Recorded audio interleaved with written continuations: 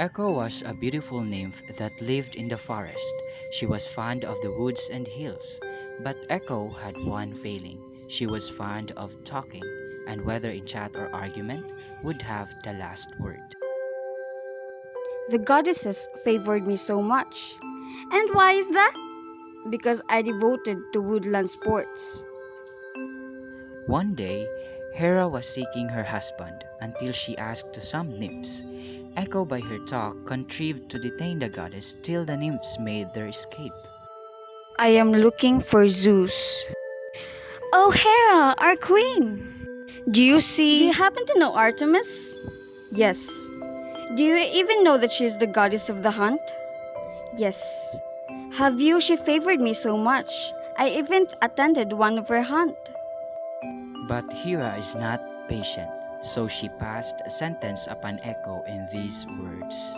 You insolent being, you shall not use of that tongue of yours except for that one purpose. Since you are so fond of replying, you shall have the last word, but no power to speak first, for you to understand how to listen. The beautiful Echo tried to ask forgiveness, but she can only spoke. To listen, sin. Echo ran and ran crying in the deep at the forest. But one day, the beautiful nymph saw a beautiful being. Echo saw Narcissus, a beautiful youth.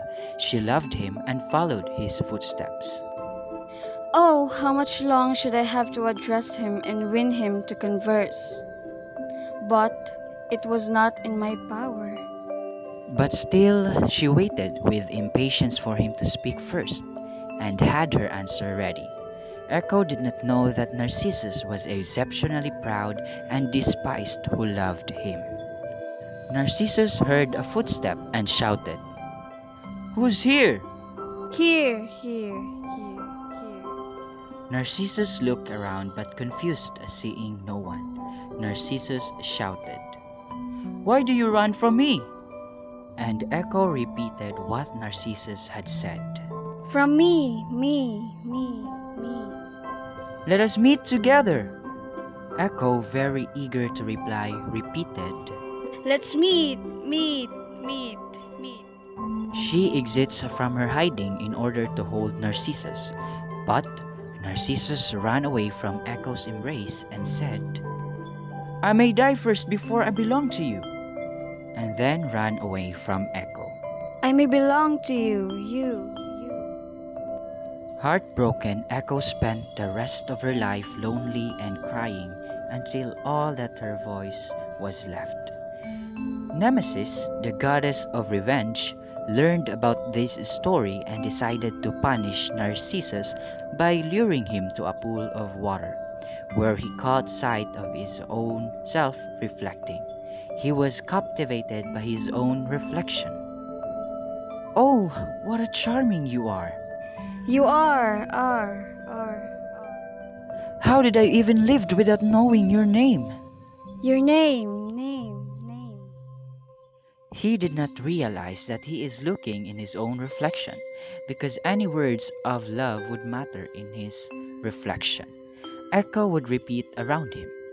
Eventually, he withered and died until he became a flower that grew near the pool of water and still bending over in the water to look himself, which we called Narcissus.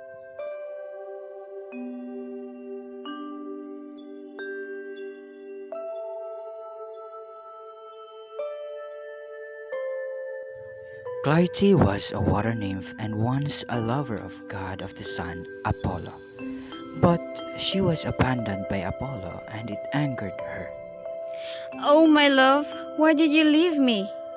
You know that I love you so much.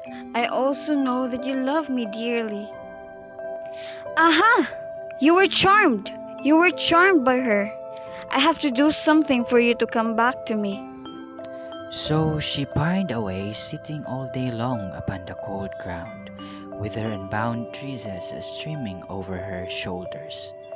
9 days she sat and tasted neither food nor drink her own tears, and the chili dew her only food. She gazed on the sun when he rose, and as he passed through his daily course to his setting, she saw no other object, her face turned constantly on him. Please, my love, look at me. But Apollo did not even turn to her. At her last breath, her limbs rooted in the ground, her face became a flower, which turns on its stem so as always to face the sun throughout its daily course, for it retains to that extent the feeling of the nymph from whom it sprung. Her love for him was so strong, she watched him move across the sky every day, just how sunflowers follow the sun. Sunflowers symbolize loyalty, adoration, thanks to the myth of Clytie and Apollo. And because of their association with the sun, sunflowers are well known for being a happy flower and the perfect bloom for a summer flower delivery to brighten someone's mood.